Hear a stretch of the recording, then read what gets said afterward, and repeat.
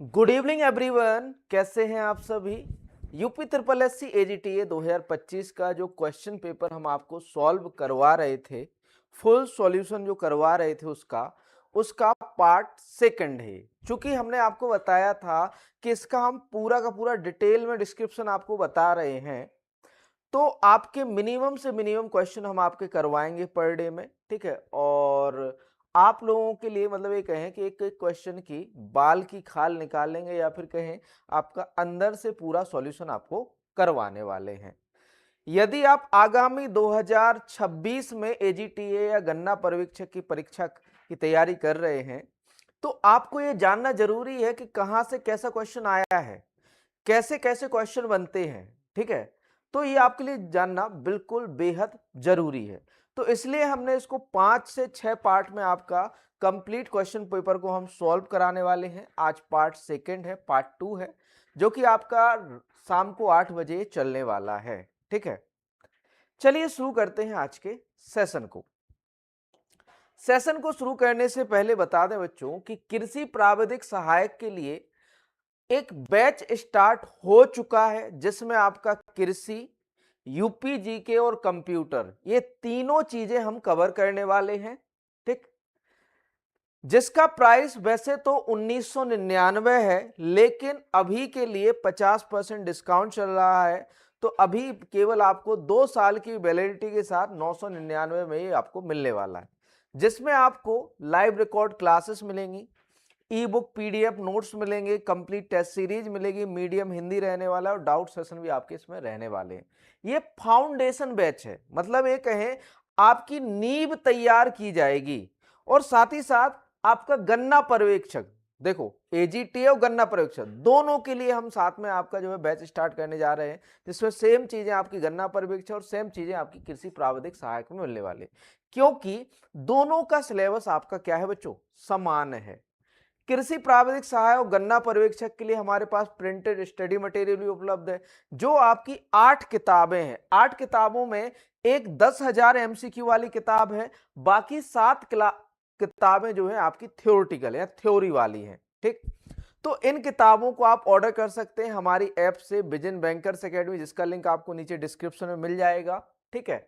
और कृषि प्राविधिक सहायक के लिए 100 बुकलेट मतलब ये कहें कि इस तरीके से आपके सेट पेपर, ये चूंकि आपका एलटी ग्रेड का सेट पेपर है, इस तरीके से आपको प्रैक्टिस सेट पेपर मिलने वाले हैं। इसमें 100 बुकलेट मिलने वाली हैं आपको। ये प्रिंटेड है लेकिन पीडीएफ के रूप में आपको ये मिलने वाले हैं 100 आपके जो है टेस्ट पेपर। चूंकि हमारा ऑफलाइन होता है, तो इस तरीके से हम ऑफलाइन आपको सेट पेपर या फिर कहें ऑनलाइन सेट पेपर प्रोवाइड कराने वाले हैं मात्र 749 रुपए में। और गन्ना पर्यवेक्षक के लिए भी 100 बुकलेट है, न्यू पैटर्न पर आधारित, ठीक। तो ये तो हो गए हमारे आप लोगों के लिए पहल, जो आप नई तैयारी या फिर कहें जिन लोगों का नहीं हुआ है वो तैयारी कर रहे हैं उनके लिए, ठीक है। शुरू करते हैं आज के सेशन को। तो ये क्वेश्चन है बहुत इजी था, मतलब ये कहें नॉर्मल इजी था, ये है ना।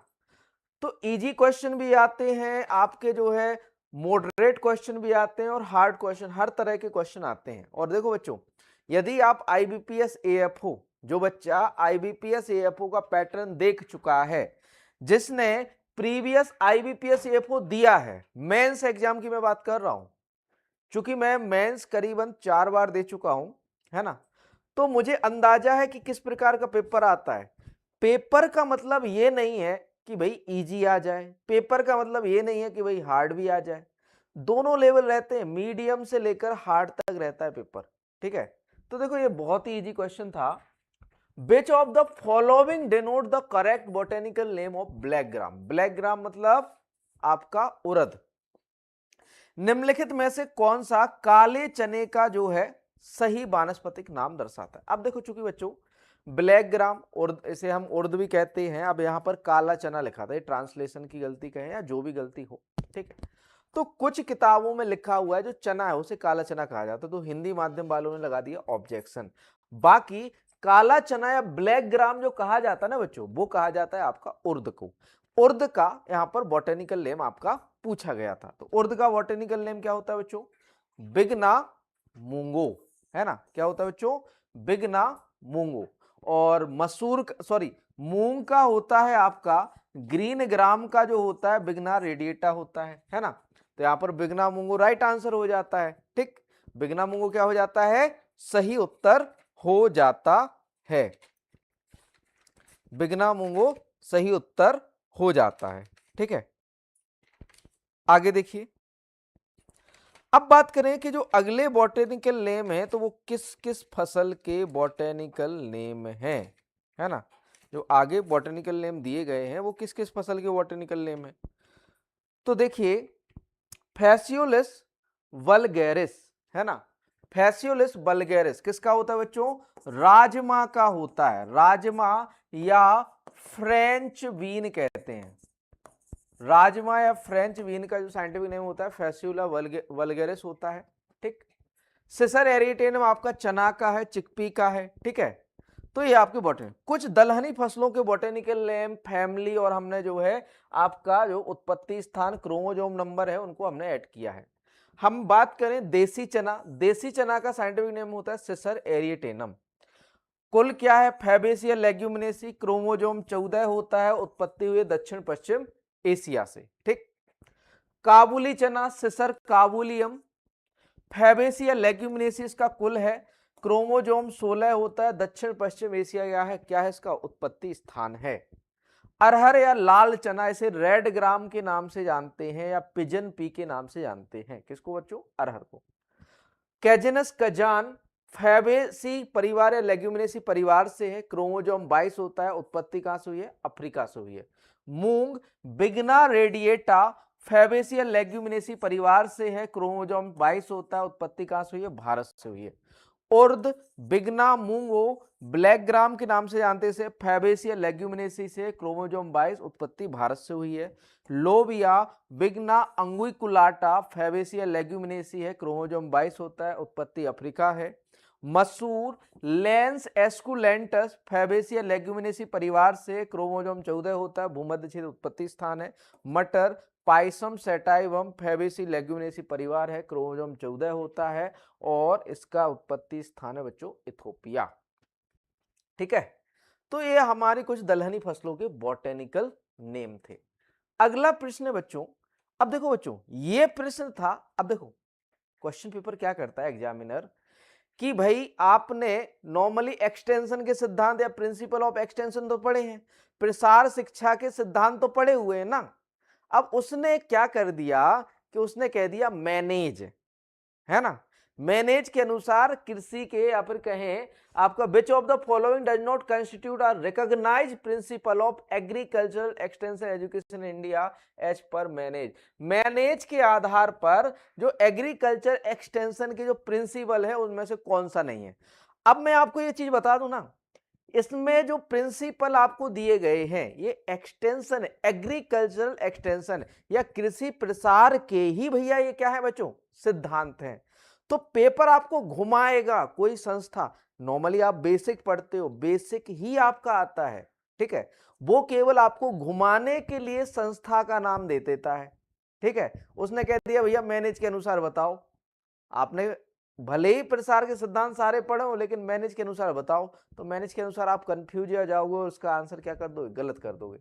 तो पहला है principle of interest and needs, principle of learning by doing, principle of participation, principle of central planning या नन ऑफ दीज। मैनेज के अनुसार निम्नलिखित में से कौन सा भारत में कृषि विस्तार शिक्षा का माना गया सिद्धांत नहीं है, कौन सा सिद्धांत नहीं है। अब मैं आपको बता दूं ना कि रुचि और आवश्यकता का सिद्धांत ये एग्रीकल्चर एक्सटेंशन या कृषि प्रसार का एक सिद्धांत है। करके सीखने का सिद्धांत ये भी आपका प्रिंसिपल है। भागीदारी का सिद्धांत ये भी आपका प्रिंसिपल या सिद्धांत है कृषि प्रसार का। अब बचा क्या, केंद्रीय कृत योजना का सिद्धांत, प्रिंसिपल ऑफ सेंट्रलाइज्ड प्लानिंग, ये भैया एग्रीकल्चर एक्सटेंशन या कृषि प्रसार का सिद्धांत नहीं है। ठीक है, तो यहां पर ये कंफ्यूज क्या किया बच्चों, यहां पर मैनेज दे दिया कि भैया मैनेज के अनुसार बताओ, है ना। तो भाई आप यदि बेसिक पढ़ रहे हो तो बेसिक ही पूछा जाएगा आपसे। तो यहां पर राइट आंसर हो जाता है बच्चों आपका ऑप्शन डी, है ना, प्रिंसिपल ऑफ सेंट्रल प्लानिंग। अब मैं आपको बताना चाहूंगा कि भैया एक्सटेंशन या एग्रीकल्चर एक्सटेंशन के प्रिंसिपल कौन कौन से हैं, सिद्धांत कौन कौन से। ये तो आपने हमने नोट्स में भी दिए हैं, है ना, नोट्स में भी दिए थे, ये तो आपने पढ़े ही होंगे। जैसे हमने कहा अभिरुचि एवं आवश्यकता का सिद्धांत, अर्थात यह लोगों की रुचि एवं जरूरतों पर आधारित, मतलब ये कहें कि जितनी लोगों को जरूरत होगी उसके हिसाब से वो सीखेंगे, है ना, जरूरतों के आधार पर। सांस्कृतिक विभिन्नता का सिद्धांत, प्रसार शिक्षा कार्यक्रम लोगों की सांस्कृतिक जो है पहलू को ध्यान में रखकर किया जाता है। भागीदारी का सिद्धांत, ये भी आपका पूछा गया था ना। अनुकूलता अडॉप्टेबिलिटी का सिद्धांत, ऐसे कार्यक्रम जो जो लचीला होना चाहिए। संगठन का जमीनी सिद्धांत, प्रसार कार्यक्रम स्थानीय दशाओं में अनुप्रयोग होना चाहिए ताकि अधिक से अधिक लोग भाग ले सके, है ना। तो जमीनी मतलब ये कहें कि जो प्रसार कार्यक्रम होना चाहिए वो ग्राउंड लेवल पर होना चाहिए, जमीनी स्तर पर होना चाहिए। अब देखो दो प्रिंसिपल तो पूछे गए, अभिरुचि एवं आवश्यकता का सिद्धांत, भागीदारी का सिद्धांत, ये दोनों हो गए। ये प्रिंसिपल किसके थे, एक्सटेंशन के थे ना। अब मैनेज दे दिया, कुछ लोग कंफ्यूज हो गए कि भैया संस्था से पूछ लिया, संस्थान क्वेश्चन संस्था से नहीं पूछा था उसने, एक्सटेंशन के जो नॉर्मल बेसिक है उससे पूछा था। नेतृत्व का सिद्धांत, लीडरशिप, प्रसार कार्यक्रम में स्थानीय नेताओं की पूर्ण भागीदारी एवं सहयोग लेना चाहिए। संपूर्ण परिवार का सिद्धांत, ऐसे कार्यक्रम में पुरुष, स्त्री एवं युवाओं की भागीदारी सुनिश्चित करना, है ना, ये सिद्धांत है।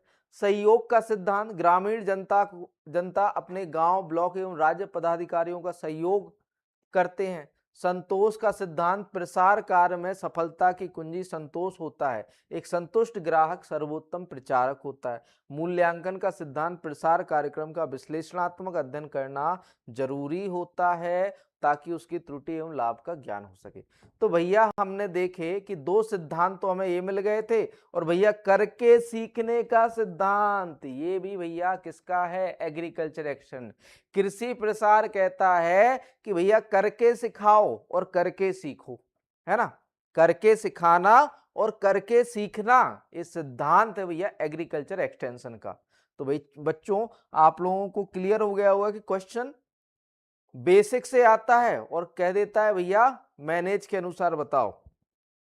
अगला देखो भैया, what is the immediate product from formed when pyruvic acid is oxidatively decarboxylate of entering the Krebs cycle, oxaloacetic acid, citric acid, NADH या एसिटाइल कोएंजाइम।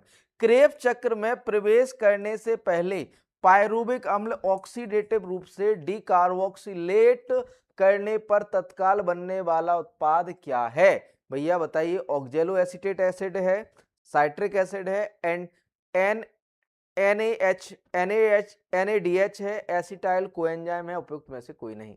तो बच्चों जब आपका पायरुविक अम्ल बनता है, पायरुविक अम्ल जो है आपका या पायरुवेट है, ये कन्वर्ट होता है किसमें, एसिटाइल कोएंजाइम में। तो यहाँ पर सही उत्तर जो हो जाएगा बच्चों वो हो जाएगा एसिटाइल कोएंजाइम। क्या हो जाएगा, एसिटाइल कोएंजाइम, है ना, एसिटाइल कोएंजाइम सही उत्तर हो जाता है यहाँ पर। और इसके बाद इसके डिस्क्रिप्शन या फिर कहें फुल आपके कहें क्रेब्स चक्र या ट्राई कार्बोक्सिलिक अम्ल या फिर कहें आपका साइट्रिक अम्ल चक्र या ग्लाइकोलिसिस की बात करें तो जो ग्लाइकोलाइसिस से आपको पायरुविक एसिड मिला है, जिसे पायरुवेट हम कहेंगे, पायरुविक एसिड जो मिला है 3 कार्बन वाला, ये लिपोइक एसिड और कोएंजाइम से मिलके आपका NAD से Mg+ से NADH को रिलीज करता है और TPP आपका CO2 रिलीज होता है, यहाँ पर रिलीज होता है, बनता है क्या, एसिटाइल कोएंजाइम। पायरुविक एसिड से क्या बनता है बच्चों, acetyl coenzyme.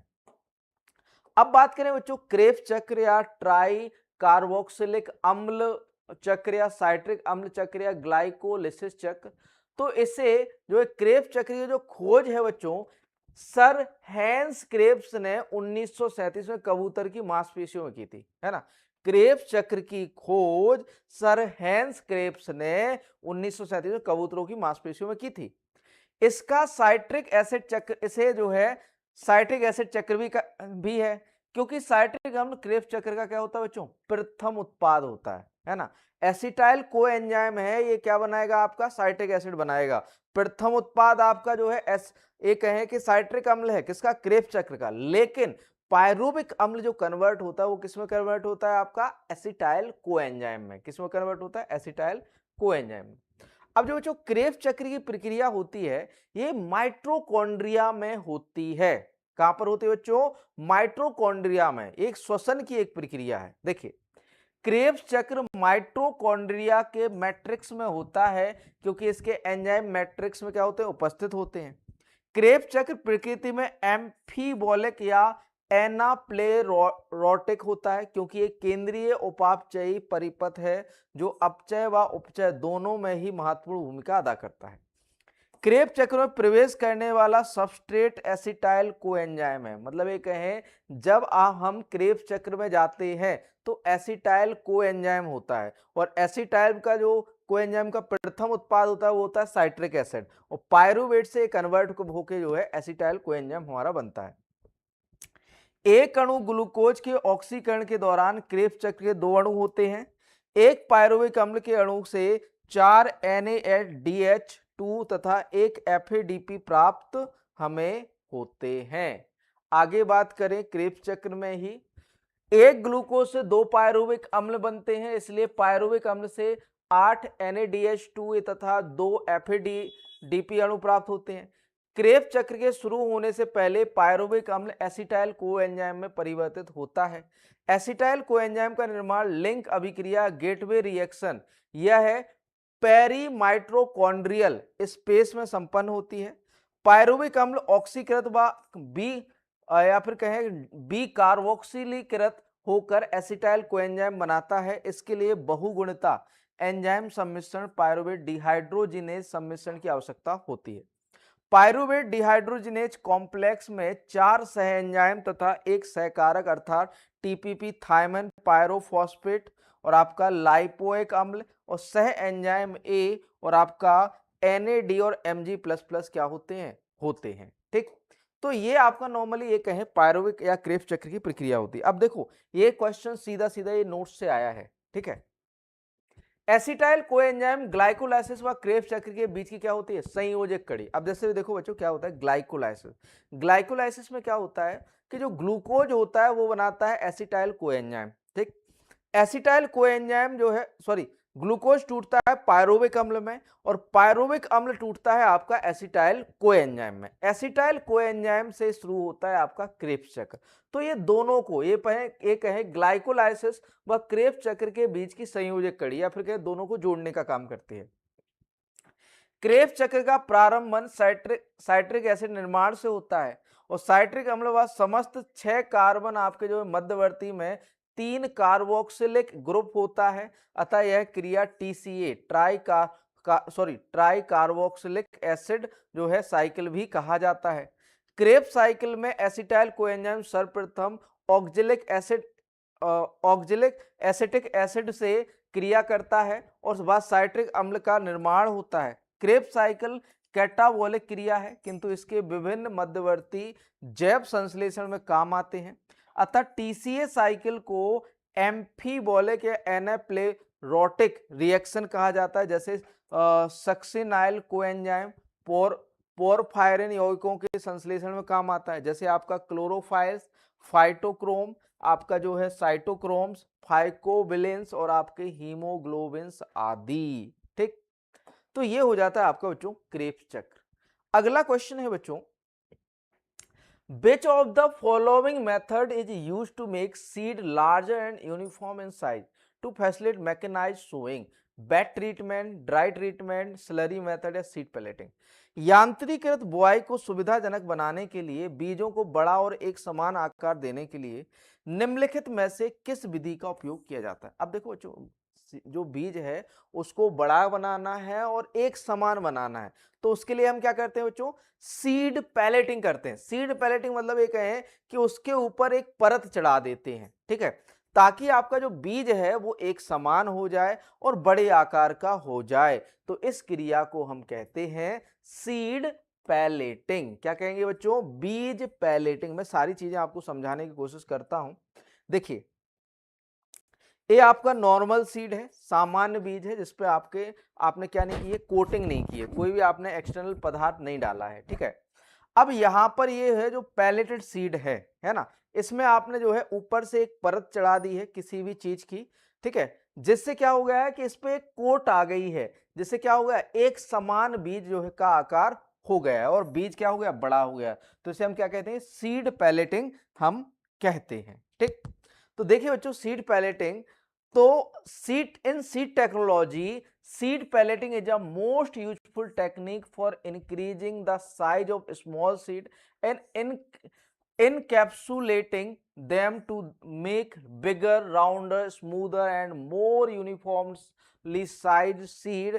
It is a coating technique that is used for handling of small seeded crops and increase precision planting. अब देखो ये क्या करता है भैया कि यह जो है छोटे बीजों को, है ना, साइज बढ़ाने या छोटे बीजों का साइज बढ़ाने और इनकैप्सुलेटिंग देम, मतलब उनके उसके अंदर जो है इनकैप्सुलेट किया जाता है, जैसे एक कैप्सूल होता है उसके अंदर दाने होते हैं, ऐसे ही इसके जो है ऊपर एक परत चढ़ा दी जाती है बीज के ऊपर, जिससे इनकैप्सुलेट हो जाता है और साथ में साथ आपका राउंड या गोल हो जाता है, स्मूदर होता है और साथ में साथ एक समान जो है साइज या फिर कहें एक समान आकार के बीज होते हैं।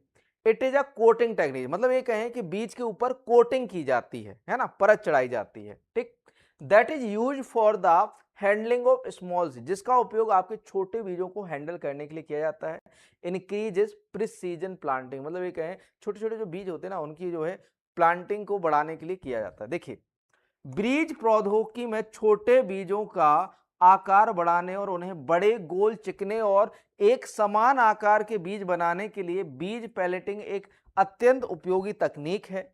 यह एक लेप तकनीक है, मतलब एक बीजों के ऊपर एक लेप लगा दिया जाता है जिसका उपयोग छोटे बीजों वाली फसलों को संभालने और सटीक रोपण को बढ़ाने के लिए किया जाता है। आगे देखिए, क्वेश्चन नंबर 20, 20वां प्रश्न है, As per National Institute of Plant Health Management (NIPHM), the maximum safe moisture content for storage is for rice and paddy and for wheat and to prevent spoilage and infestation. राष्ट्रीय पौध स्वास्थ्य प्रबंधन संस्थान के अनुसार भंडारण के लिए अधिकतम सुरक्षित नमी की मात्रा चावल, धान के लिए और गेहूं के लिए, ताकि फसल को खराब होने और संक्रमण से बचाया जा सके। अब बच्चों यहां पर बच्चा क्या हो जाएगा भैया कि इसने NIPHM का डाटा पूछ लिया। नहीं नहीं नहीं भाई, यहां पर NIPHM का डाटा नहीं पूछा है। यहां पर जो आप बेसिक में पढ़ते आ रहे हो ना, बेसिक में आपने देखा होगा कि हमारे जो नोट्स है ना एग्रोनॉमी के नोट्स में जो बेसिक है उसके लास्ट में एक टेबल है जिसमें हार्वेस्टिंग और आपको कटाई के समय और स्टोरेज या फिर कहें भंडारण के समय एक मॉइस्चर जो है दिया गया है।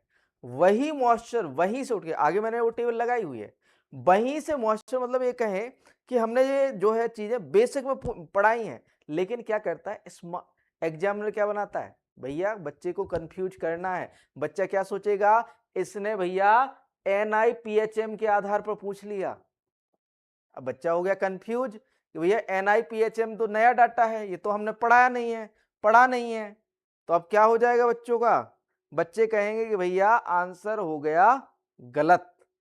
क्या हो गया बच्चों, आंसर हो गया गलत। तो यहां पर बात करें तो भैया धान के लिए जो चाहिए होता है 14% मॉइस्चर और 12% चाहिए होता है आपका किसके लिए, गेहूं के लिए, है ना, किसके लिए, भंडारण के लिए, ताकि हम खराब होने से बचाया जा सके। तो भैया आप ये टेबल देख लो, यहां पर देखो भंडारण के लिए धान के लिए 14% दिया गया है, गेहूं के लिए 12% दिया गया है। नहीं हो तो किसी के पास हमारे पुराने नोट्स होंगे, हमारे बच्चों पूरे यूपी में हमारे बच्चे फैले हुए हैं, है ना, विजन एग्री एकेडमी का नोट्स मिल जाएगा किसी के भी पास, वहां पर देख लेना, ये आपको डाटा मिल जाएगा, ठीक है। तो भाई केवल एग्जाम आपको कंफ्यूज करता है कि भाई आप चले जाओ कोई संस्था के नाम पर ताकि आप हो जाओ कंफ्यूज और आप गलत आंसर कर दो, है ना। तो मॉइस्चर कंटेंट क्रॉप सीड फसल के लिए जो है उचित नमी यहां पर देखो कटाई के समय और भंडारण के समय दोनों के लिए दी गई है। धान की बात करें तो धान में 23% आपका हार्वेस्टिंग के समय चाहिए होता है, 14% भंडारण के लिए, गेहूं में बात करें तो 25 से 30% आपका कटाई के समय, 12% भंडारण के समय, ठीक है। ज्वार की बात करें, सोरगम की, तो 21 से 24% कटाई के समय, 12% आपका भंडारण के लिए। मूंगफली की बात करें तो 30 से 40% मॉइस्चर होने चाहिए हार्वेस्टिंग या कटाई के समय, और 8% से कम होना चाहिए आपका भंडारण के समय, ठीक है। सोयाबीन की बात करें तो सोयाबीन में आपका 16 से 17% आपका कटाई के समय मॉइस्चर होना चाहिए, 13 से 14% आपका जो है भंडारण के समय, ठीक है। मक्का की बात करें तो 20 से 25% आपका कटाई के समय और 12% भंडारण के समय। जौ के लिए 18 से 20% कटाई के समय, 12% भंडारण के समय। पर्ल मिलेट या बाजरा के लिए 20% हार्वेस्टिंग के समय और 10 से 12 आपका जो है भंडारण के समय, और दालों के लिए 10 से 12 भंडारण के समय, और ऑयल सीड के लिए 8% से कम मॉइस्चर चाहिए होता है आपका भंडारण के समय। तो अब बताओ बच्चों, ये डाटा किसका है? ये केवल आपको कंफ्यूज करते हैं क्वेश्चन में कि भैया इसके अनुसार बताओ, पूछा बेसिक जाता है। आपने देखो अभी आरटीएस पिछले सेशन में हमने पढ़ा था, आरटीएस रेडी टू सर्व, उसने कह दिया एफएसएसएआई के अनुसार बताओ। भैया हमने बेसिक पढ़ा है कि भैया 90% बाटर होता है, 10% टीएसएस होता है, हम आंसर कर देंगे, है ना। तो बेसिक हमेशा बच्चों, बेसिक को पकड़ के चलो। बच्चे क्या करते हैं कि सर ये तो कहीं पढ़ा ही नहीं है, इस संस्था के अनुसार डाटा पढ़ा ही नहीं है, ये संस्था तो कहीं पढ़ाई ही नहीं गई, है ना। वहां बच्चा आंसर गलत कराता है। यदि आपने बेसिक पढ़ा है तो आप अपने बेसिक के हिसाब से चलिए, बेसिक के हिसाब से आंसर कीजिए वहां पर, ठीक है। आगे देखो बच्चों, अगला क्वेश्चन, क्वेश्चन नंबर 21 है, which one of the following is classified as a complex fertiliser? Single super phosphate, SSP, urea, muriate of potash, diammonium phosphate, DAP, none of these. निम्नलिखित में से किसे जटिल या कॉम्प्लेक्स उर्वरक के रूप में वर्गीकृत किया जाता है? Single super phosphate, urea, muriate of potash, diammonium phosphate, DAP, या फिर कहें उपयुक्त में से कोई नहीं। अब देखो बच्चों, कॉम्प्लेक्स या जटिल उर्वरक की बात करें तो ऐसे उर्वरक जिनमें दो या दो से अधिक क्या होते हैं? प्राइमरी न्यूट्रिएंट होते हैं। प्राथमिक पोषक तत्व तो जानते हो ना, दो या दो से अधिक प्राथमिक पोषक तत्व होते हैं तो उन्हें क्या कहते हैं? हम कॉम्प्लेक्स या जटिल उर्वरक कहते हैं ना। तो जटिल उर्वरक कौन सा होगा? अब यहां देखो, आपका डीएपी है, डाई अमोनियम फास्फेट है। डीएपी में हमें पता है भैया 46% तो होता है फास्फोरस, और 18% क्या होता है बच्चों? नाइट्रोजन होता है। पता है ना सबको, 18% क्या होता है? नाइट्रोजन होता है ना। म्यूरेट ऑफ पोटास है भैया, 60% पोटास होता है, केवल पोटेशियम, है ना। सिंगल सुपर फास्फेट एसएसपी की बात करें, है ना, तो एसएसपी में आपका कैल्शियम भी होता है, फास्फोरस भी होता है और सल्फर भी होता है, एक ही तत्व है। यूरिया की बात करें तो केवल 46% नाइट्रोजन होता है ना। तो यहां पर एक कॉम्प्लेक्स कौन सा है? डीएपी, डाई अमोनियम फास्फेट हमारा क्या है बच्चों? राइट आंसर यहां पर हो जाता है। डीएपी, डाई अमोनियम फास्फेट सही उत्तर हो जाता है, डीएपी, ठीक है, क्योंकि एक ऐसा है आपका कॉम्प्लेक्स जटिल उर्वरक। अब देखो, उर्वरकों के वर्गीकरण की बात करें तो हमने तीन तरह से वर्गीकृत किया है। एक तो स्ट्रेट फर्टिलाइजर। स्ट्रेट फर्टिलाइजर ऐसे उर्वरक जिसमें केवल एक प्राइमरी न्यूट्रिएंट, केवल एक प्राथमिक पोषक तत्व होता है, उन्हें हम कहते हैं स्ट्रेट फर्टिलाइजर, सीधे उर्वरक।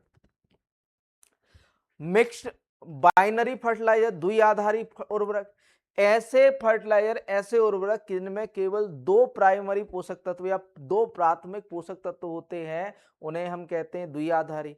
और कॉम्प्लेक्स फर्टिलाइजर, जटिल उर्वरक, ऐसे उर्वरक इनमें दो या दो से अधिक क्या होते हैं? आपके रासायनिक संयोजन में प्राथमिक पोषक तत्व होते हैं, उन्हें हम क्या कहते हैं? आपका कॉम्प्लेक्स जटिल। देखो बच्चों, स्टेट फर्टिलाइजर सीधे उर्वरक वे होते हैं जो केवल एक प्राथमिक पौधे के पोषक तत्व अर्थात नाइट्रोजन या फास्फोरस या पोटेशियम की आपूर्ति करते हैं, जैसे urea, ammonium sulphate, potassium chloride और पोटेशियम सल्फेट। बाइनरी फर्टिलाइजर द्विआधारी उर्वरक जिसमें दो प्रमुख पोषक तत्व होते हैं। ये उर्वरक आमतौर पर दानेदार रूप में उत्पादित होते हैं, जैसे potassium nitrate, diammonium phosphate, nitrophosphate और अमोनियम फास्फेट।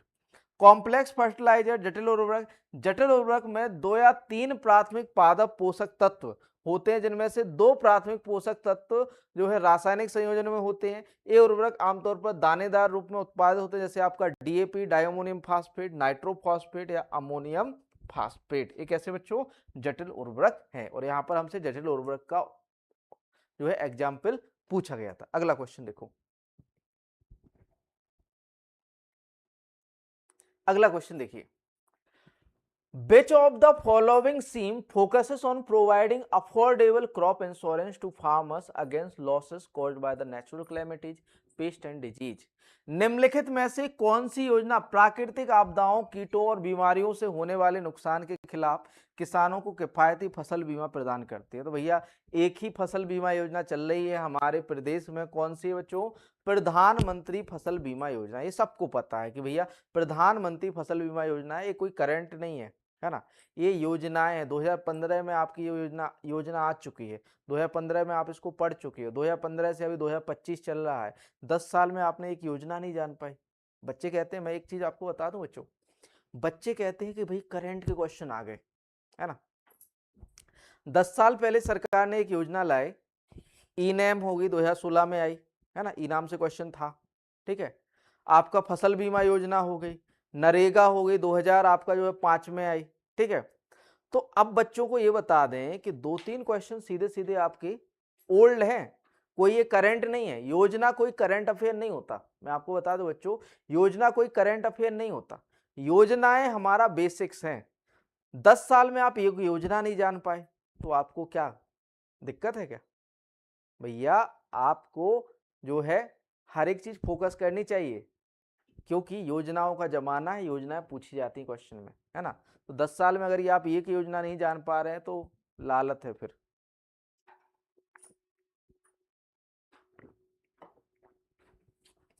देखिए भैया, प्रधानमंत्री फसल बीमा योजना यहां पर सही उत्तर हो जाता है, ठीक है।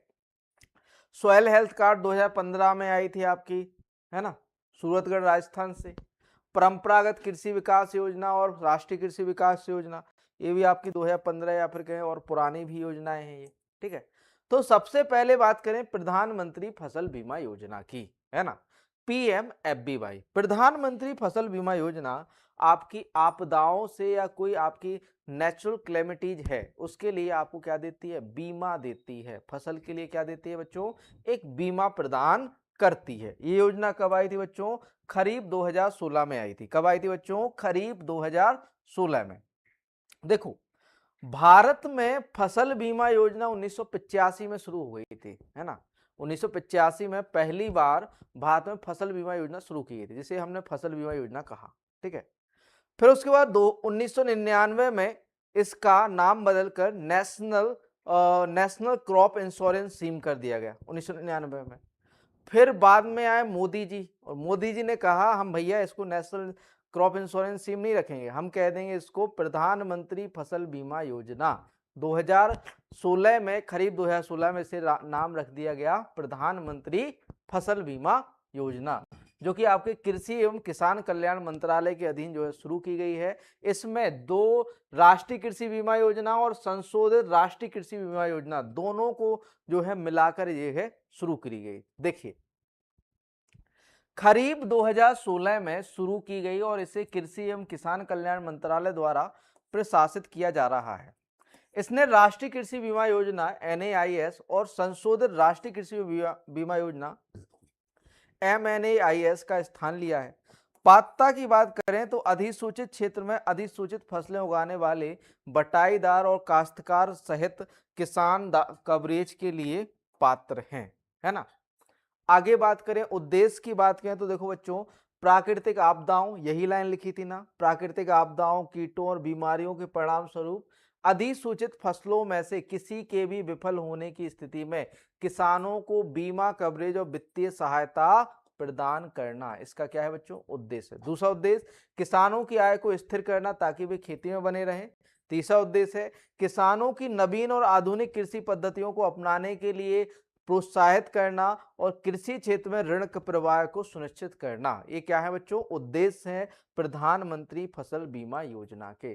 प्रीमियम की बात करें तो बच्चों आपको खरीफ में 2%, रबी में 1.5% और आपकी कॉमर्शियल या हॉर्टिकल्चर क्रॉप है तो उसके लिए 5% के रूप में आपको जो सम मतलब एक जितना इंश्योरेंस किया गया उसका 5% आपको देना पड़ता है। ठीक है, देखिए सभी खरीफ फसलों के लिए किसानों द्वारा भुगतान किया जाने वाला केवल 2% और सभी रबी फसलों के लिए 1.5% का एक समान प्रीमियम होगा। वार्षिक वाणिज्यिक और बागवानी फसलों के मामले में किसानों द्वारा भुगतान किया जाने वाला प्रीमियम केवल 5% होगा। तो बच्चों ये भी आपका पूछा जाता है, ये भी आपको पूछा जाता है, तो बिल्कुल तैयार रखिए, है ना, कि आपका रबी में कितना प्रीमियम दे, कितने % प्रीमियम देते हैं, खरीफ में कितना देते हैं, कॉमर्शियल और हॉर्टिकल्चर क्रॉप के लिए कितना प्रीमियम दिया जाता है ना, तो ये पूछा जाता है। आगे बात देखो, आपको एक टेबल्स के रूप में भी हमने समझा दिया। सम इंश्योर्ड का मतलब होता है कि भैया जितना इंश्योरेंस आपको दिया गया है उसका जो है 2%, 1.5% या 5%। तो खरीफ में food and oil seed crop, all serial, millet and आपके ऑयल सीड्स की बात करें तो 2% of the some insured and actual rate which ever is less. Rabi food and oil seed crop, all serial, millet and oil seed pulses की बात करें तो 1.5% of the some insured और actual real rate which ever is less. और खरीफ and रबी की बात करें तो annual commercial, annual horticulture crop आपका 5% ऑफ सम इंश्योर्ड और actual rate which ever is less, जो भी कम होगा। ठीक, आगे बात करें तो किसानों को द्वारा भुगतान की जाने वाली प्रीमियम दरें बहुत कम है और शेष प्रीमियम का भुगतान जो है सरकार द्वारा किया जाता है। मतलब कुछ प्रीमियम आपका जो है ये कहें किसानों से लिया जाता है और कुछ जो है हमारी सरकार खुद भुगतान करती है, ताकि प्राकृतिक आपदाओं के कारण फसल के नुकसान के खिलाफ किसानों को पूरी बीमित राशि प्रदान की जा सके। योजना को क्षेत्रीय दृष्टिकोण के आधार पर क्रियान्वित किया जाएगा। प्रमुख फसलों के लिए बीमा की इकाई गांव या ग्राम पंचायत स्तर पर होगी तथा अन्य फसलों के लिए गांव ग्राम पंचायत के स्तर से के ऊपर आकार इकाई हो सकती है। आगे बात करें आपका, यदि किसी अधिसूचित क्षेत्र की अधिकांश बीमित फसलें प्रतिकूल मौसम की स्थिति के कारण बुवाई या रोपण से वंचित रह जाती हैं तो बीमित फसलें बीमित राशि के अधिकतम 25% क्षतिपूर्ति दावों के लिए पात्र होंगे। मान के चलो कि किसी कारणवश आप बुआई नहीं कर पाए और आपका इंश्योरेंस है फसल बीमा योजना में, तो उसका आपको जितना का इंश्योरेंस है, जितना इंश्योरेंस है उसका 25% आपको दिया जाएगा, है ना। बीमित राशि का 25% दिया जाएगा यदि आप बुआई नहीं कर पाए या रोपण नहीं हो पाए, आपने बुआई खेत खाली छोड़ दिए या बुआई नहीं हो पाए किसी मौसम या प्रतिकूल मौसम के कारण। फरवरी 2020 में केंद्र ने असिंचित क्षेत्रों के लिए अपनी प्रीमियम सब्सिडी को 30% और सिंचित क्षेत्रों के लिए 25% मौजूदा असीमित से तक सीमित करने का फैसला किया। पहले केंद्रीय सब्सिडी की कोई ऊपरी सीमा नहीं थी, अब देखो इनने एक सीमा दे दी कि भैया असिंचित क्षेत्रों के लिए 30% तक हम जो है सब्सिडी देंगे और आपके जो एक कहें सिंचित क्षेत्र है उसे हम 25% सब्सिडी देंगे। प्रधानमंत्री फसल बीमा योजना के अंतर्गत क्या क्या कवर किया जाता है? तो प्रधानमंत्री फसल बीमा योजना के अंतर्गत आपकी निम्न जो है स्थानीय प्राकृतिक आपदाएं जैसे भूस्खलन, ओलावृष्टि आदि, ओलावृष्टि या भूस्खलन से होने वाले नुकसान को आपका कवर किया जाएगा। बाढ़, सूखा आदि जैसी फसल को नुकसान पहुंचाने वाली आपदाएं, फसल को नुकसान पहुंचाने वाले कीटों के संक्रमण को भी प्रधानमंत्री फसल बीमा योजना द्वारा कवर किया जाता है। फसल की कटाई के बाद होने वाले नुकसान को भी इस योजना के अंतर्गत कवर किया जा सकता है। ये परिस्थितियां चक्रवात, बेमौसम बारिश, चक्रवाती बारिश आदि के कारण हो सकती हैं। अब देखो क्या कवर नहीं किया जाता, तो भैया यदि कोई युद्ध है, युद्ध चल रहा है दो देशों के बीच, है ना, दो देशों के बीच वॉर चल रहा है तो वो कवर नहीं किया जाएगा। यदि आपका जो पड़ोसी है वो दुश्मन है, उसने दुश्मनी में आपकी फसल में आग लगा दी या फिर कहें पशुओं को छोड़ दिया तो वो भी आपका कवर नहीं किया जाएगा, है ना। ये प्रिवेंटेबल मतलब ये कहें जिनको हम रोक सकते हैं वो आपके जो है कवर नहीं होते हैं। तो युद्ध या इसी तरह की खतरनाक गतिविधियों के कारण होने वाला नुकसान, दुश्मनी या दंगों के कारण फसल का नुकसान, घरेलू और जंगली जानवरों के कारण होने वाला फसल का विनाश। आप फेंसिंग कर सकते हो, फिर भी आपके जंगली जानवर या घरेलू जानवर नुकसान कर रहे हैं तो वो कवर नहीं होगा। परमाणु जोखिमों के कारण होने वाला प्रदूषण, परमाणु जोखिम के कारण होने वाला प्रदूषण भी कवर नहीं होगा। दुर्भावनापूर्ण क्षति जिससे फसल नष्ट हो जाती है, ये भी आपका कवर नहीं होगा। आगे बात करें, योजना द्वारा फसल के नुकसान का आकलन करने में तेजी लाने के लिए रिमोट सेंसिंग तकनीक, स्मार्टफोन या ड्रोन का उपयोग करने का प्रस्ताव है। कटाई होने के बाद एक देखो एक फायदा और है, यदि कटाई होने के बाद आपकी फसल खेत में पड़ी हुई है ना, खेत में पड़ी हुई है, कोई आपका बाढ़ आ गई है ना, सॉरी बारिश हो गई, किसी कारण से आपकी फसल क्षति हो गई, तो 14 दिन के अंदर आप उसको रिपोर्ट कर सकते हो या फिर कहें प्रधानमंत्री फसल बीमा योजना में आपको कवरेज उसमें मिलेगा। देखिए, कटाई के बाद होने वाले नुकसान व्यक्तिगत खेत के आधार पर उन फसलों के लिए कटाई से अधिकतम 14 दिनों की अवधि तक कवरेज उपलब्ध है जिन्हें कटाई के बाद खेत में सूखने के लिए काटी और फैली हुई है स्थिति में रखा जाता है। पूरे देश में चक्रवात, चक्रवाती बारिश या बेमौसम बारिश जैसे विशिष्ट खतरों के खिलाफ है ये, है ना। यदि आपने फसल काट के रखी थी खेत में, लेकिन किसी कारणवश साइक्लोनिक या फिर कहें किसी कारण बस बारिश हो गई, उससे आपकी फसल खराब हो जाती है, तो कटाई के 14 दिन तक वो भी आपकी कवर की जाएगी प्रधानमंत्री फसल बीमा योजना में। ठीक, अब बच्चों एक प्रधानमंत्री फसल बीमा योजना कवर कैसे होती है या फिर कहें कैलकुलेट कैसे होती है, कभी कभार ये देखो बच्चों, क्लेम पर हेक्टेयर, ये फॉर्मूला कई बार 2 एग्जाम में पूछा गया फॉर्मूला है, ये फॉर्मूला रट लेना। थ्रेशोल्ड यील्ड पर हेक्टेयर, जितनी यील्ड होती है, एक्चुअल यील्ड पर हेक्टेयर मतलब जितनी प्रति हेक्टेयर यील्ड हुई है, threshold yield per hectare into some insured per hectare, जितना इंश्योरेंस है, इस आधार पर आपका क्या किया जाता है, प्रधानमंत्री फसल बीमा योजना में आपका बीमा राशि निकाली जाती है। तो ये आपको फॉर्मूला याद कर लेना क्योंकि ये पूछा जाता है। ठीक, अगला क्वेश्चन, अगला क्वेश्चन है, which of the following biofertilizers fixes nitrogen in symbiotics association with leguminous plant? Rhizobium, azolla, phosphobacter, bacteria या माइकोराइजा या नन ऑफ द अबव। निम्नलिखित में से कौन सा जैव उर्वरक फलीदार पौधों के साथ सहजीवी संबंध या सहवास में नाइट्रोजन को स्थिरीकृत करता है? अब देखो बच्चों, सबको पता है सहवास में सिम्बायोटिक एसोसिएशन, सिम्बायोटिक एसोसिएशन में कौन सा है? दलहनी फसलों में तो एक ही बैक्टीरिया पाया जाता है, कौन सा?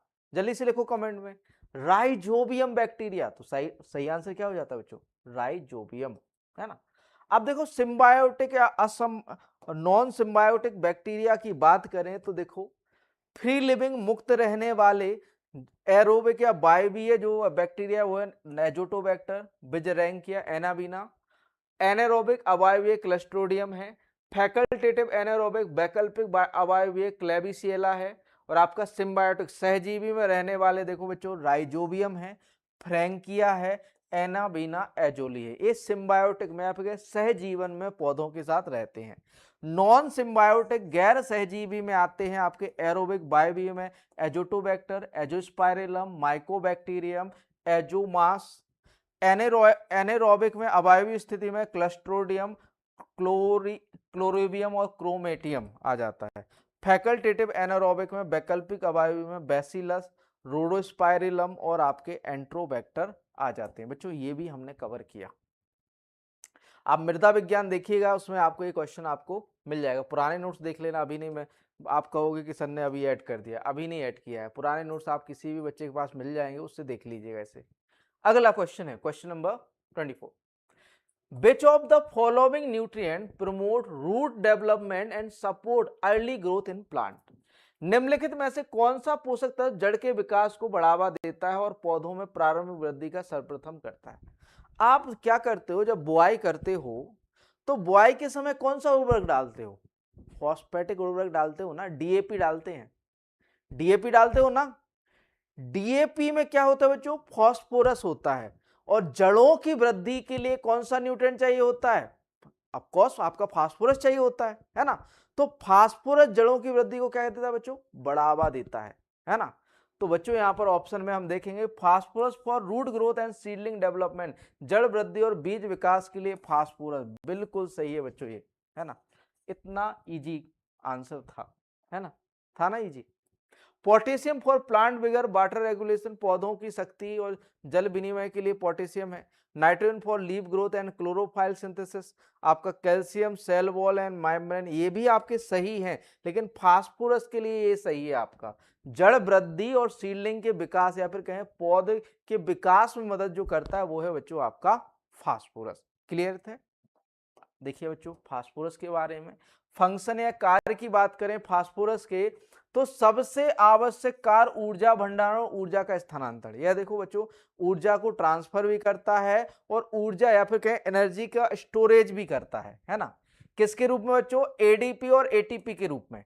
ऊर्जा मुद्रा के रूप में कार्य करता है, इसे ऊर्जा मुद्रा कहा जाता है, जीवन की कुंजी कहा जाता है पौधे के लिए, है ना। जड़ वृद्धि में महत्वपूर्ण भूमिका निभाता है और युवा पौधों की स्थापना, फूल आने, फल लगने और पकने, प्रकाश संश्लेषण, श्वसन और समग्र पौधे के विकास को बढ़ावा देता है। अब देखो युवा पौधों की स्थापना का मतलब है सीडलिंग का विकास, यंग प्लांट, है ना। अनाज के निर्माण और अनाज की परिपक्वता के लिए आवश्यक है। फास्फोरस न्यूक्लिक एसिड और फाइटिन के लिए आवश्यक घटक है। फास्फोरस को जीवन की कुंजी कहा जाता है। अब देखो बच्चों ये पॉइंट हमने अलग से नहीं बनाए, ये आपके नोट्स में अवेलेबल है हमारे।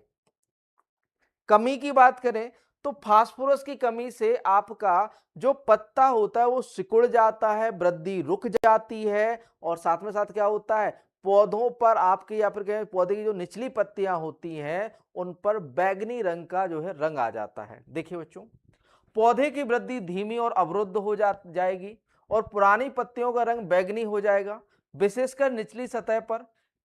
फास्फोरस की कमी फास्फोरस की कमी का उल्लेखनीय प्रभाव समग्र विकास को धीमा कर रहा है। छोटे उभरे हुए आमतौर पर गहरे हरे रंग के, हरे लाल, हरे भूरे या बैंगनी रंग के पत्ते, फसल पकने पर पीछे की ओर कांस रंग का दिखने लगना, मकई और कुछ अन्य घास प्रजातियों में पत्तियों या पत्ती के किनारे का बैंगनी रंग दिखाई देता है। अधिकता की बात करें तो फास्फोरस की अधिकता का सीधा प्रभाव तो नहीं पड़ता है, लेकिन ये जिंक, आयरन और मैग्नीज की कमी कर देता है। फास्फोरस की अधिकता जिंक, आयरन और मैग्नीज की क्या कर देता है बच्चों? कमी, दृश्य कमी दिखाई दे सकती है। उच्च फास्फोरस सामान्यतः कैल्शियम पोषण में भी हस्तक्षेप कर सकता है, जिसमें विशिष्ट कैल्शियम की कमी के लक्षण होते हैं। अगला क्वेश्चन है, अब देखो बच्चों ये क्लासिफिकेशन, ये तो नॉर्मल देखो सबका आया होगा, है ना। Match the following crop with the their correct classification category, list crop और क्लासिफिकेशन कैटेगरी। निम्नलिखित फसलों का उनकी सही वर्गीकरण श्रेणी से मिलान कीजिए, है ना। अब देखो धान है, आपको पता है भैया धान सीरियल क्रॉप है। गन्ना है कैश क्रॉप है, नकदी फसल है। ग्राउंडनट है, मूंगफली है, आपकी ऑयल सीड क्रॉप है ना। जूट है आपका क्या है बच्चों? फाइबर क्रॉप है। हो गया मिलान, हो गया ना मिलान, ठीक है। तो यहां पर जो है मिलान निकला आपका 3 4 3 4 2 1, 3 4 2 1 किसमें आ रहा है? 3 4 2 1, ऑप्शन बी सही उत्तर हो गया। आप देखो रेशेदार फसलों की बात करें तो जूट हो गया आपका, कपास हो गया, सनई हो गया, ये रेशेदार फसलें हैं। आपका जो है ऑयल सीड क्रॉप की बात करें तो सोयाबीन, मूंगफली, सरसों, आपका जो है कैनोला या रैपसीड हो गया, है ना। आपका ये कह सकते हैं अरंडी हो गया, ठीक है। तिल हो गया, ये कैसी है बच्चों? सूरजमुखी हो गया, तिलहनी फसलें हैं। सीरियल क्रॉप में बात करें तो आपका जो है धान वाली फसलों में आपकी आ जाती हैं, आपका ये कह सकते हैं गेहूं हो गया, धान हो गया, जई हो गया, जौ हो गया, है ना। मक्का हो गया। कैश क्रॉप में आपकी नकदी फसलों में आलू हो जाता है, गन्ना आ जाता है, ठीक है। ये आपकी कैश क्रॉप्स हो गई, ठीक। तो यहां से भी आपका क्वेश्चन देखो बच्चों वर्गीकरण से पूछा गया, ऐसा नहीं है, ठीक। आगे बात करें क्वेश्चन नंबर 26 है, gandhi bug is a recognised pest of which of the following crop? Cotton, wheat और मस्टर्ड, राइस एंड अनोबिन। गंधी बग निम्नलिखित में से किस फसल का एक पहचाना गया कीट है? कपास, गेहूं, सरसों या चावल, उपयुक्त में से कोई नहीं। आपको पता है गंधी बग किसका कीट है? जल्दी से लिखो आंसर कमेंट में। तो बच्चों गंधी बग की बात करें तो गंधी बग आपका धान की गंधी बग सुना है? पैडी गंदी बग या राइस गंदी बग। तो बच्चों ये धान या चावल में लगने वाला क्या है बच्चों, कीट है ना। ये मैंने देखो ऑलरेडी कवर किया है ना। ये आपको क्रॉप्स के साथ एक टेबल दी हुई है हमने, ठीक है। इंसेक्ट ऑफ राइस की बात करें तो ग्रीन लीफ हॉपर, हरा पत्ता फुदका, नेफोटेटिक्स वायरसेंस, ब्राउन प्लांट हॉपर, भूरा पौधा फुदका, नीला पर्वता ल्यूगेंस, राइस गंदी बग, चावल गंदी बग, लेप्टोकोरिसा एक्यूटा, पीला तना छेदक या तना छेदक, सिर्पोफागा इंसर्टुलास, और थ्रिप्स हो गया आपका स्टेंस्टोथ्रिप्स बिफॉर्मिस, और गॉल मेज हो गया ओरेसियोलिया ओराइजा, है ना। तो बच्चों यहां पर आप कह नहीं सकते कि हमने कवर नहीं किया। फसल बीमा योजना, ये सारी चीजें, आपका ई नाम, मनरेगा, आपका बेसिक, सब कुछ कवर किया है ना। अगला क्वेश्चन देखिए बच्चों, according to the seed rules 1968, if a seed container content treated with seed with a chemical harmful to humans or vertebrate animal, which of the following statement must be included on the label? बीज नियम 1968 के अनुसार यदि किसी बीज container में मानव या कशेरुकी जानवरों के लिए हानिकारक रसायन से उपचारित बीज है तो निम्नलिखित में से कौन सा जो है कथन हम लेवल पर शामिल किया जाना चाहिए। अब देखो बच्चों, आप कोई केमिकल ले रहे हो, मान के चलो आप एक रासायनिक दवा लेने जा रहे हो, सीड ट्रीटमेंट आप कर रहे हो, है ना। सीड ट्रीटमेंट कर रहे हो तो आप उस पर लेवल पे क्या करोगे, एक मतलब एक कॉमन सेंस वाला क्वेश्चन है ये। आप कोई जहरीली दवा ले रहे हो तो उस पर क्या रहो, बच्चों से दूर रहे, जानवरों से दूर रहे, है ना, यही लेवल करोगे ना। तो यहां पर देखो, do not use for food feed और ऑयल पर्पजेस, उन बीज को जो रसायन से क्या है, हानिकारक जो रसायन से उपचारित बीज है, उसमें आपको क्या नहीं करना है, ना तो खाने के लिए, ना ही चारे में, ना ही तेल प्रयोजन के लिए उपयोग ना करें, है ना, उपयोग नहीं करना है। इतनी सी देखो, एक नॉर्मल सी लाइन है, एक बच्चे को एक मतलब ये कहें, ये समझदार या फिर कहें आपका कॉमन सेंस वाला आंसर है। ये कॉमन सेंस आप लगा के कर सकते थे, ये क्वेश्चन ये हो गया, ठीक है। Option C D right answer हो जाए। अगला क्वेश्चन देखिए, which authority designate as the national designated authority for the OECD, एक OECD योजना आई थी सीड सीम इन इंडिया। भारत में OECD बीज योजना के लिए किस प्राधिकरण को राष्ट्रीय नामित प्राधिकरण एनडीए के रूप में नामित किया गया है? Plant protection adviser ministry of agriculture, पादप संरक्षण सलाहकार कृषि मंत्रालय, agriculture commissioner ministry of agriculture, कृषि आयुक्त कृषि मंत्रालय, director national bureau of plant genetic resource, निदेशक राष्ट्रीय पादप अनुवांशिकी संसाधन ब्यूरो, joint secretary seed department of agriculture and corporation, संयुक्त सचिव बीज कृषि एवं सहकारिता विभाग, या इनमें से कोई नहीं। तो बच्चे यहां पर सही उत्तर हो जाता है joint secretary seed department of agriculture and corporation. अब देखो बच्चों, जब मैंने ये पेपर करवा के आया था, मतलब हुआ था, उसके बाद भी मैं आंसर की डाल सकता था। मेरा पर्पज ये था कि भैया एक भी क्वेश्चन ऐसा नहीं छोड़ना है कि भाई डिस्क्राइब ना किया जाए, है ना। तो यहाँ पर ऑप्शन जो है डी राइट आंसर हो जाता है। अब बात करें organisation for economic cooperation and development seed scheme की, या ओईसीडी सीड सीम की बात करें, तो government of India become a member of OECD seed scheme from 23rd October 2008 and participate in the 5 varietal certification scheme, आपका जो है grass and legume seed, crucifer seed, other oil और fibre species seed, international seed trade. Bharat सरकार ने 23 अक्टूबर 2008 से OECD बीज योजना की सदस्य बन गई थे और 5 किस्म प्रमाणन योजनाओं में भाग ले रही है, जिसमें आपकी घास आ जाती है और फलीदार बीज, क्रूसीफर बीज, या फिर कहें क्रोसीफेरी कुल के बीज हो गए, अन्न तेल या रेशे वाली प्रजातियों के बीज, अनाज के बीज, मक्का और ज्वार के बीज और सब्जी के बीज। ओएसीडी बीज प्रमाणन अंतरराष्ट्रीय बीज व्यापार को सुगम बनाता है। क्या बनाता है बच्चों? अंतरराष्ट्रीय, जैसे आपको इंटरनेशनल व्यापार करना है बीज का, तो उसके लिए सुगम बनाता है। Joint secretary who is in charge of seeds department of agriculture and cooperation has been designated as the national designated authority NDA, and 10 state seed certification agencies are declared as a designate authority to operate OECD seed scheme in India. कृषि एवं सहकारिता विभाग के बीज मामलों में प्रभावी संयुक्त सचिव, कौन बच्चों, प्रभावी संयुक्त सचिव को राष्ट्रीय नामित प्राधिकरण एनडीए के रूप में नामित किया गया है तथा भारत में ओईसीडी बीज योजना को संचालित करने के लिए 10 राज्य बीज प्रमाणन एजेंसियों को नामित प्राधिकरण के रूप में क्या किया गया है, घोषित किया गया है। आगे बात करें, seed division convened various meeting workshop awareness program etc to operate the same from the year 2009 to 2013. Currently 61 seed varieties from the public sector covering 19 crops and are listed in the 2011 OECD. बीज प्रभाग ने 2009 से 2013 तक इस योजना को संचालित करने के लिए विभिन्न बैठकें की, कार्यशालाएं, जागरूकता कार्यक्रम आदि आयोजित किया। वर्तमान में सार्वजनिक क्षेत्र की 19 फसलों को कवर करने वाली 61 बीज किस्में आपकी 2011 में ओईसीडी सूचीबद्ध हैं। आगे बात करें, अगला क्वेश्चन है 29। देखिए, which initiative has the Uttar Pradesh government launch to link farming with the global carbon credit market. Uttar Pradesh सरकार ने खेती को वैश्विक कार्बन क्रेडिट बाजार से जोड़ने के लिए कौन सी पहल शुरू की थी? ये 2024 में पहल शुरू की गई थी, जिसे हमने कहा agro forestry carbon finance project. कौन सा बच्चों? Agro forestry carbon finance project 2024 में शुरू किया गया था यूपी गवर्नमेंट द्वारा, यूपी गवर्नमेंट, उत्तर प्रदेश सरकार द्वारा।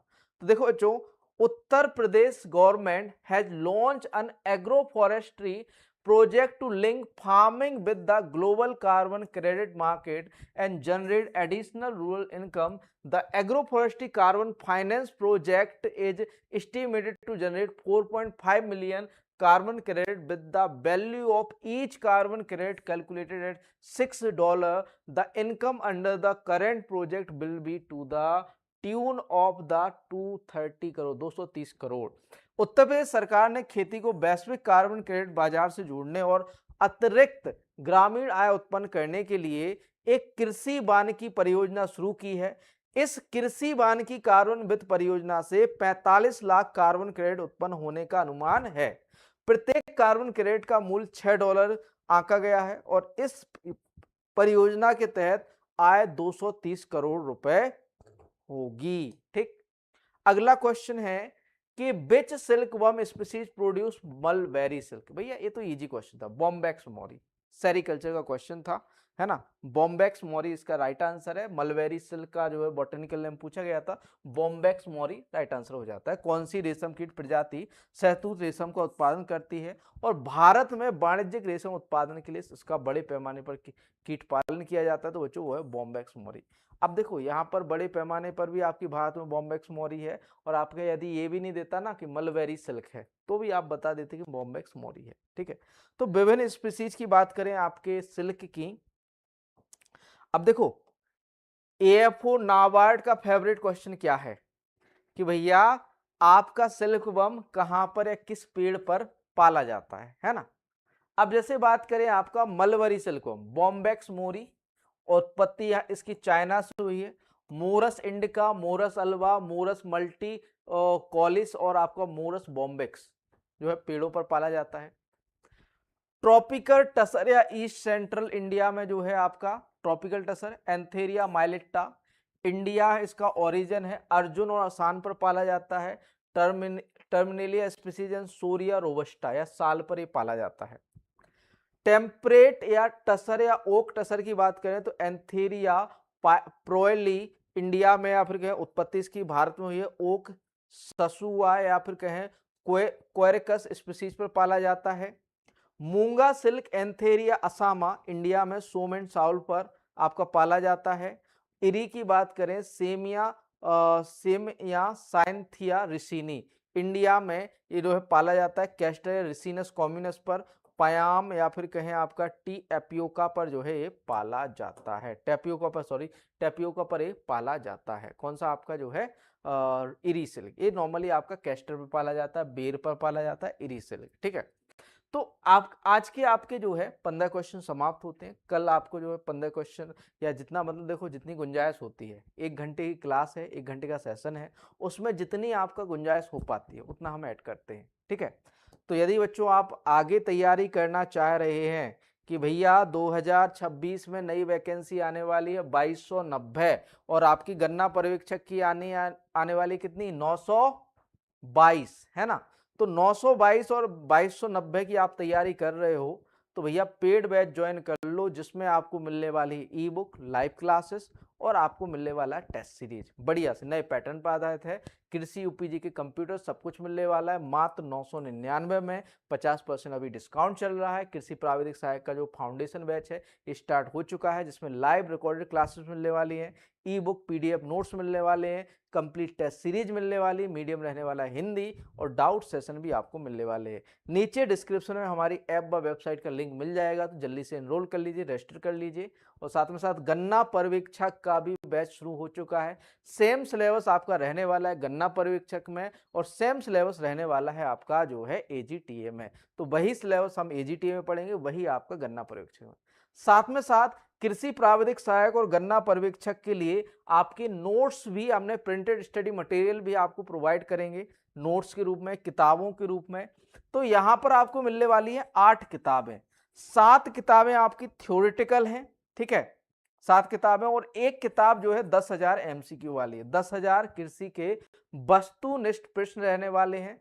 तो आपकी 1400 की जो है थ्योरेटिकल बुक है और आपकी जो है 600 रुपए की आपकी 10,000 एमसीक्यू वाली बुक है। ये दोनों ये 8 किताबें आपको हिंदी माध्यम में मिलने वाली है 1999 की। इसके लिए आपको नीचे डिस्क्रिप्शन में लिंक भी मिल जाएगा। यदि आप इसको अलग से थ्योरी वाली अलग लेना चाहते हो, एमसीक्यू वाली अलग लेना चाहते हो, तो वो भी आपको मिल जाएगी हमारी वेबसाइट व ऐप पर। तो नीचे जाके विजन बैंकर्स एकेडमी या फिर कहीं डिस्क्रिप्शन में आपको लिंक मिल जाएगा, या प्ले स्टोर पर सर्च करिएगा विजन बैंकर्स एकेडमी। चूंकि हमारा ऐप जो है अभी फिलहाल के लिए विजन बैंकर्स एकेडमी के नाम से, तो उसको सर्च करिए और उसको डाउनलोड कर लीजिए, ताकि आपका जो है स्टडी मटेरियल और डेली आपको क्विजेस उसमें मिल जाएंगे। साथ में साथ इसकी पीडीएफ हमारे टेलीग्राम चैनल पर मिल जाएगी, ठीक है, तो वहां से आप ज्वाइन कर सकते हैं। और यूपी त्रिपल एससी के लिए हम लाने वाले हैं 100 प्रैक्टिस सेट, 100 इस तरीके से आपको लाने वाले हैं 100 प्रैक्टिस सेट, जिसमें आपकी प्रैक्टिस होगी बढ़िया। 100 प्रैक्टिस सेट नए पैटर्न पर आधारित हैं और नई नई योजनाओं के साथ हैं। 100 बुकलेट ऐसी आपको मिलेंगी पीडीएफ के रूप में, है ना। यदि ये प्रिंटेड रही तो हम आपका जो है जनवरी तक इसको हम प्रिंटेड में भी रिलीज करेंगे, और इसको हमने अभी केवल पीडीएफ में रिलीज किया। 100 फुल टेस्ट है, PDF E book Hindi and English दोनों में रहने वाली हैं ये, ठीक है। तो 5 ऑप्शन के साथ रहने वाले, 2 साल की वैलिडिटी के साथ।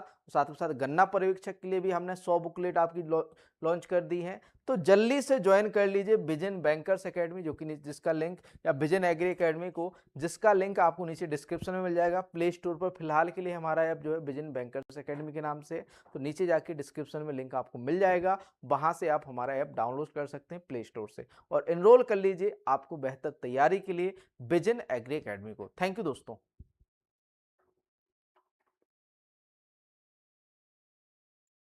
35-36 लोग आए, नींद आ गई का?